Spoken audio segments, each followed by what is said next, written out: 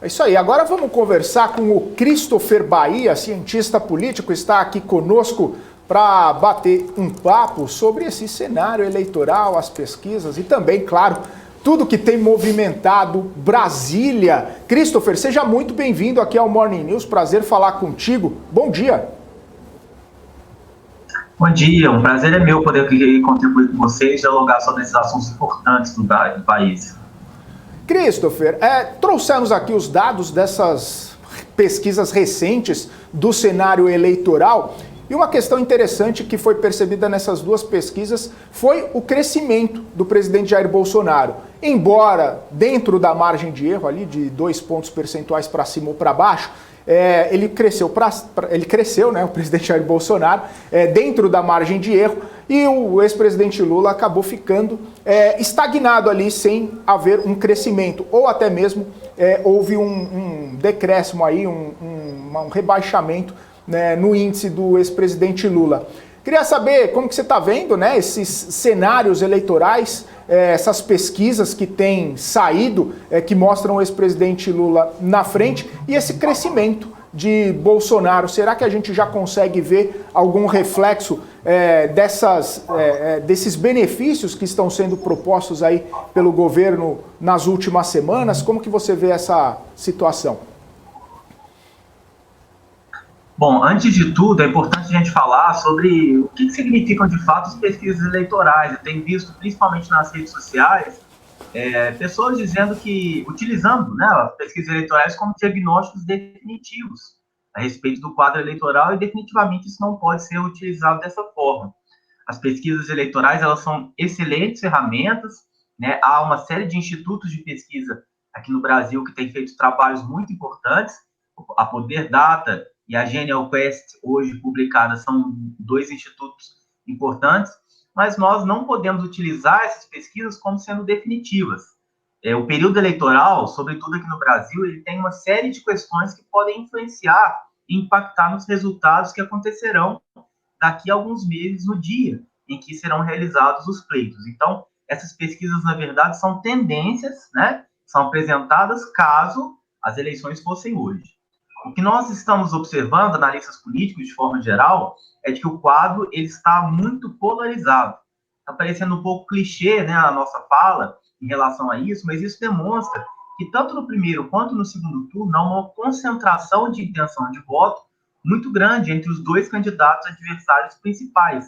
O ex-presidente Lula, evidentemente o favorito para ganhar essa eleição, e, em outro lado, o presidente atual, Bolsonaro, que, em razão de ter um mandato, né, ele tem nas suas mãos uma série de ferramentas institucionais, inclusive orçamentárias, que favorecem a permanência dele no quadro onde está e até, como vocês disseram aí, um crescimento, ainda pequeno, né, em relação à sua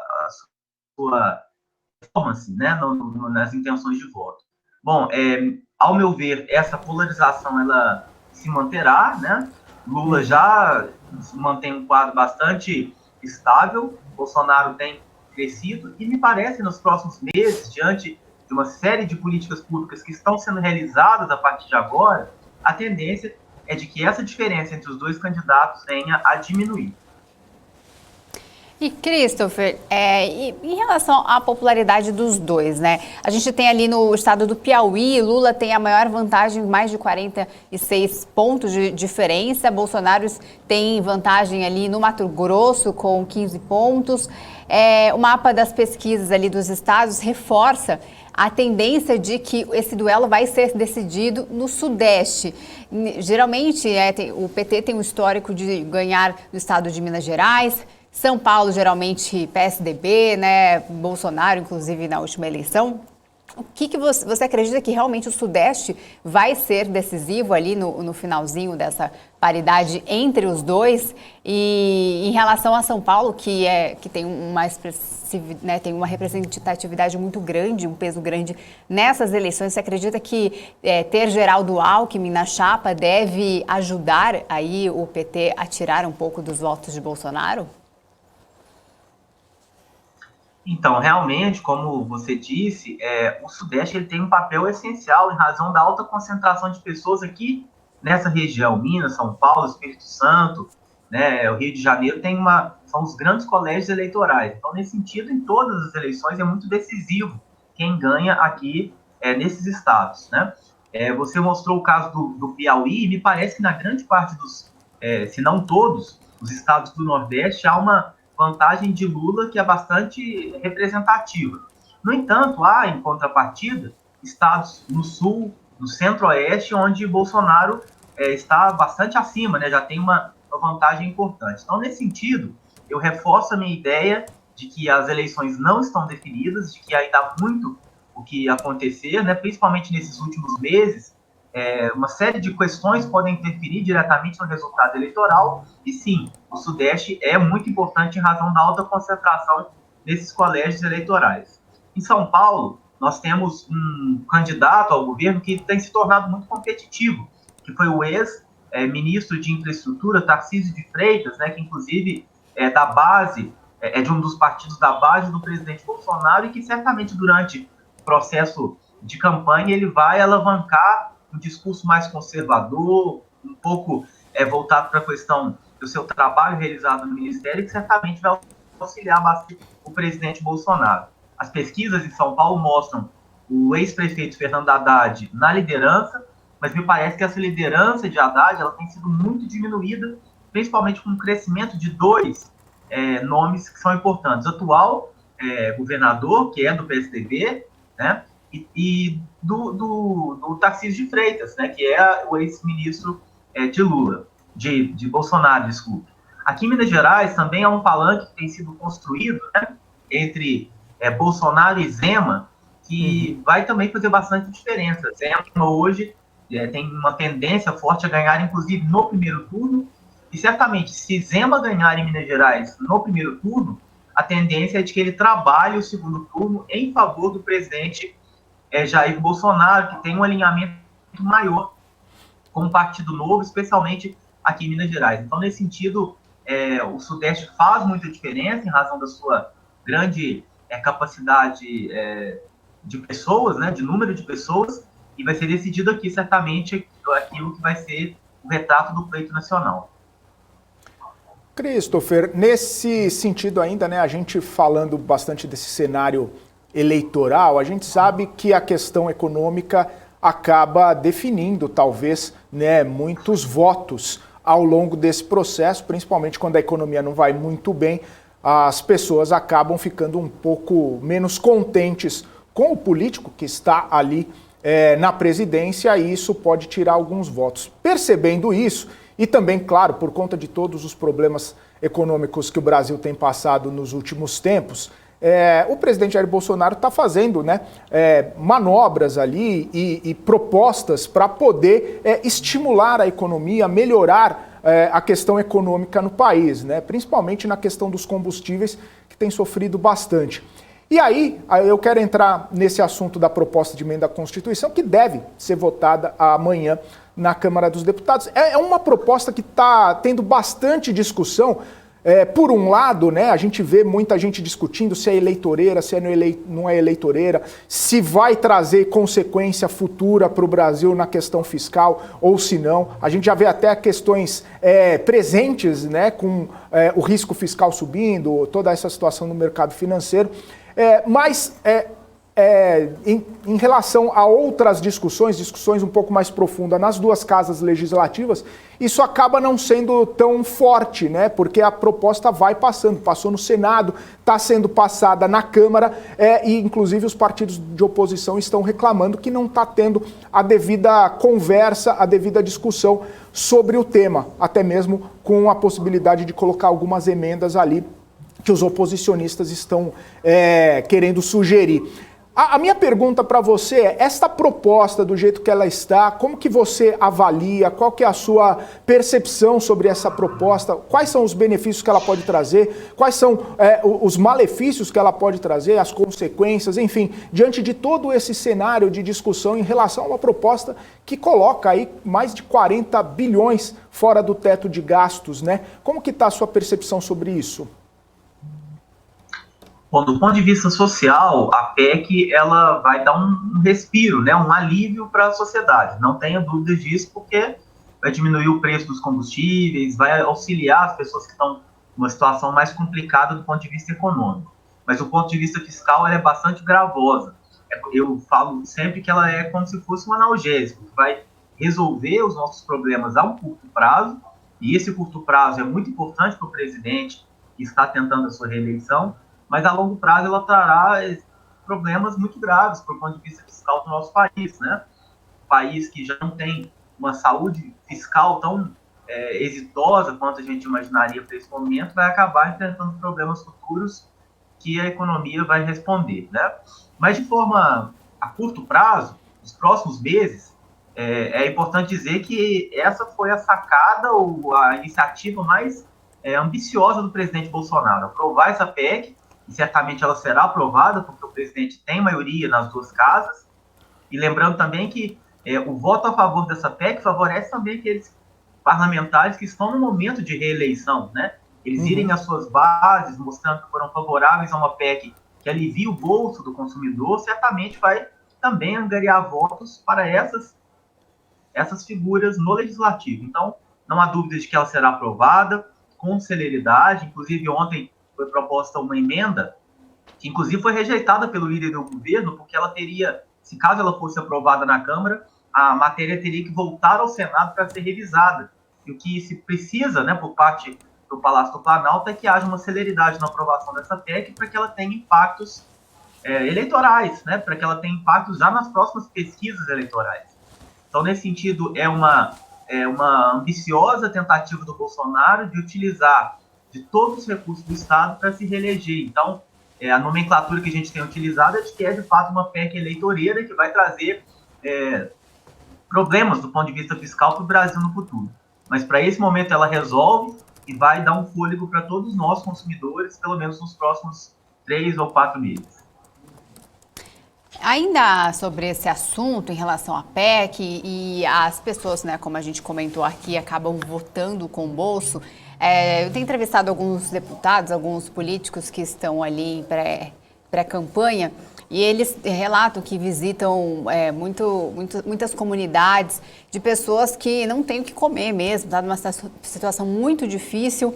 E acabam lembrando do passado, né, na época do ex-presidente Lula, em que tinham acesso a outras coisas que não estão tendo hoje. Você acredita que para esse público específico, que não está interessado em saber, não está acompanhando o noticiário, não sabe o que é PEC, né, segundo relato desses políticos, né, eles não estão nessa realidade de entender a política, o que se passa na política. Você acredita que esse público pode mudar de pensamento vindo com esse auxílio, com essa PEC, com esses benefícios ou não? Eles vão continuar lembrando do passado e ter uma comparação que no passado era melhor do que o que eles estão vivendo hoje, mesmo apesar da pós-pandemia?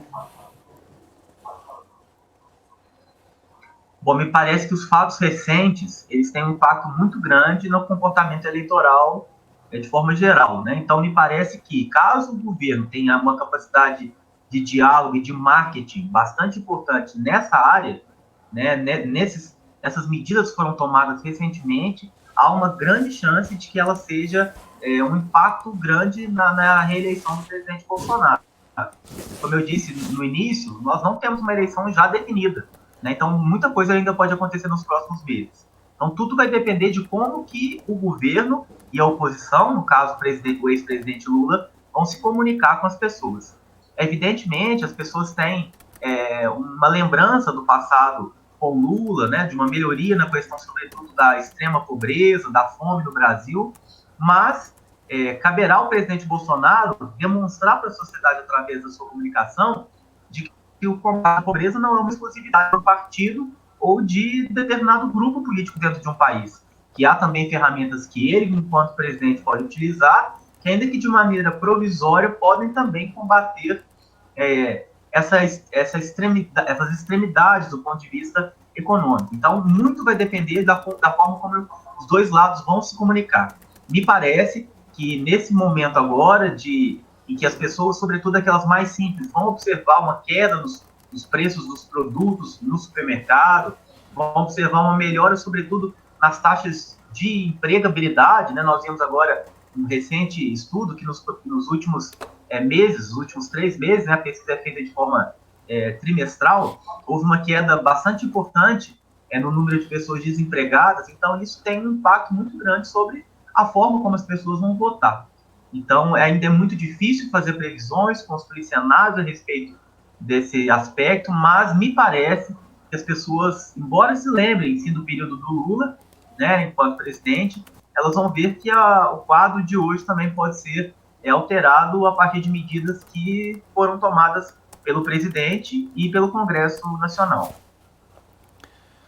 Christopher, mudando um pouquinho de assunto, a gente tem visto algumas polêmicas envolvendo o governo recentemente. Começou ali com a saída do ex-ministro Milton Ribeiro por conta de algumas articulações ali, supostas irregularidades dentro do Ministério da Educação, e culminou até com a prisão do ex-ministro. Mais recentemente, o presidente da Caixa Econômica, Pedro Guimarães, acusado de assédio sexual e assédio moral, pediu afastamento e teve que ser trocado ali às pressas pela Daniela Marques, que já tomou posse, inclusive. O presidente Jair Bolsonaro ficou um tanto quanto alheio a todas essas polêmicas, né? Primeiro, falando ali do ministro, falou que punha a cara no fogo, depois falou que não era uma corrupção, era um tráfico de influência, que muitas vezes isso acontece mesmo dentro do sistema da questão eleitoral ali, né, da questão política. E agora, sobre o presidente da Caixa, ele pouco falou, né, disse só que ele pediu afastamento, que era isso que ia acontecer. Ainda nesse cenário, né, de, por um lado, a economia tentando fazer um esforço ali para trazer, né, boas memórias para a população, para trazer boas notícias para a população, do outro lado, o lado mais político, o lado que sobre corrupção, sobre escândalos, alguma coisa nesse sentido, pode trazer alguma consequência negativa para o presidente Jair Bolsonaro nesse cenário? Como que você avalia, né, essas questões que estão acontecendo, essas denúncias, essas polêmicas que estão acontecendo no governo há tão pouco tempo da eleição? Qual o impacto disso no governo? Qual o impacto disso nas pretensões do presidente Jair Bolsonaro?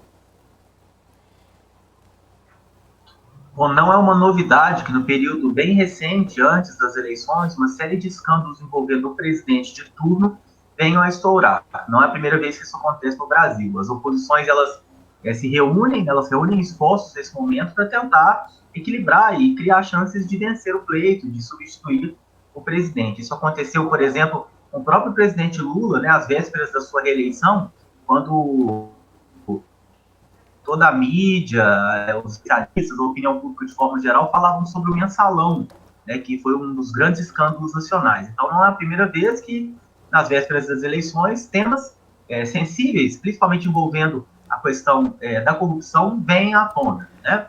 E me parece que o presidente Bolsonaro ele tem agido de uma forma bastante estratégica, não comentando e não entrando de forma muito profunda nessas questões. Ele tomou 2 atitudes que foram importantes. A primeira delas foi a de colocar uma mulher, né, agora para chefiar a Caixa.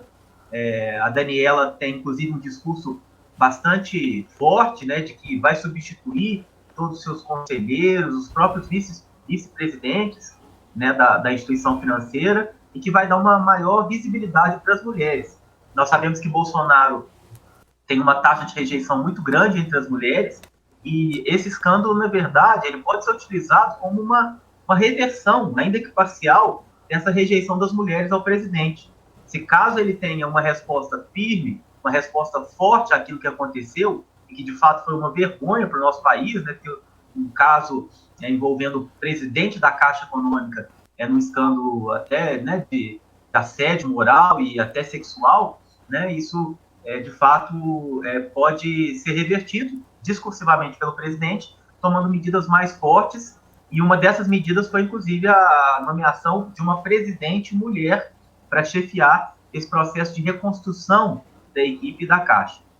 Em relação ao ministro Milton Ribeiro, né, ex-ministro da Educação, me parece que o pouco tempo que ele ficou preso já deu um pouco mais de fôlego ao presidente, né, demonstrando que existe, de fato, casos de corrupção específicos do governo, mas que eles têm sido observados pelas instituições de controle, inclusive pelos ministérios responsáveis por fazer essa verificação. A própria pesquisa que saiu hoje demonstrou que, mesmo em meio à discussão sobre a possível abertura de uma CPI da educação, de que isso não afetou substancialmente as intenções de voto e a popularidade do presidente Bolsonaro, né? Então, nesse sentido, me parece que será necessário um esforço maior por parte da oposição para que isso impacte diretamente no cenário eleitoral. Agora, muito recentemente, salvo engano, ontem à noite, o presidente do Congresso Nacional, Rodrigo Pacheco, disse que vai abrir a CPI-MEC, né?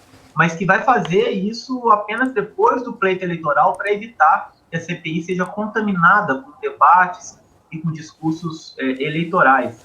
É importante dizer que, nesse momento, alguns senadores e alguns deputados, né? Todos os deputados e alguns senadores, na verdade, vão estar mais ligados às suas bases eleitorais, porque também estão em processo de reeleição, né? Então, estarão menos em Brasília, terão menos tempo para participar dessa CPI. Então, nesse sentido, a tomada de decisão por parte do presidente Rodrigo Pacheco de só fazer CPI pós-eleições pode impactar, pode dar um respiro, né? Pode dar uma esperança ao presidente Bolsonaro de que isso não respingue diretamente sobre a sua popularidade, sobre as intenções de voto em seu nome.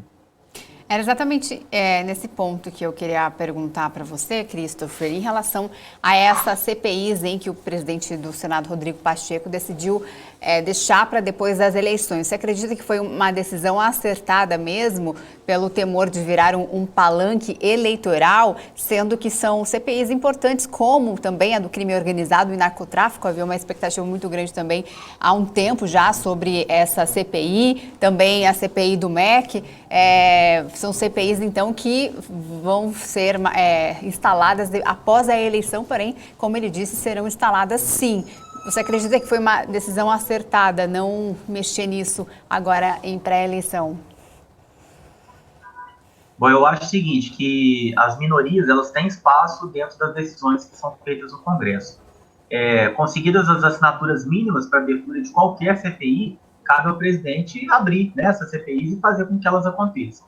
No entanto, o tempo em que essas CPIs vão acontecer, elas impactam diretamente em questões que não devem, inclusive nas questões eleitorais. Nós não podemos ter um resultado eleitoral baseado em algo que está sendo investigado, né? Então, nesse sentido, eu acho que a decisão do presidente Rodrigo Pacheco é acertada, porque ela impede, né, pelo menos minimamente, que esses temas venham a dar palanque, um palanque contrário ao presidente, né, favorável à oposição, desequilibrando, portanto, o pleito eleitoral, e colocar essas CPIs para acontecerem no período posterior das eleições garante uma maior isonomia, uma maior neutralidade e uma maior capacidade de investigação.